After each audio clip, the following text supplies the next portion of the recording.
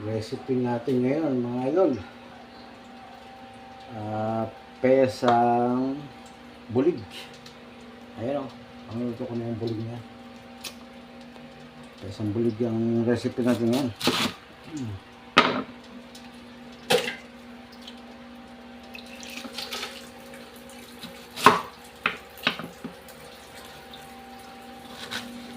Sabi nila masarap daw sa pesa bulig eh. Ngayon lang ako magta-try kasi lagi kong ginagawa, inihaw lang sa bulig eh. Inihaw. O kaya adobo sa luyang dilaw. Ngayon, subukan ko may sabaw. Subukan natin may sabaw ngayon, mga idol. Ayan o.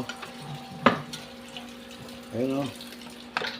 2.2 kilos na bulig yan. Ulong-ulong pa lang. Grabe na. Niluto ko na to. Binangay ko lang. Ay, wag yan.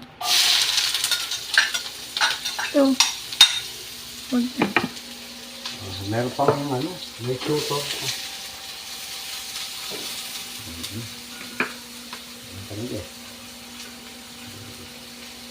Sabay-sabay na po yan mga idol. Pesa. Di ko alam kung basta ito alam kong pagpepesa. Sa amin sa probinsya, sweet kamote ang nilalagay ko. Hindi pa patata. Wow.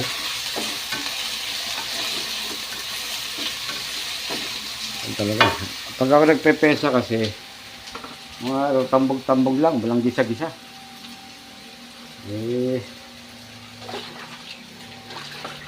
Laki ng bowl nito, 2.2 kilos to. Okay. Laki ng itlog, oh. Itlogan, oh.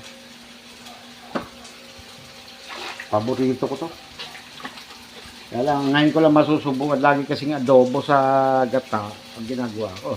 Masusubukan ko naman yung may sabaw. Okay.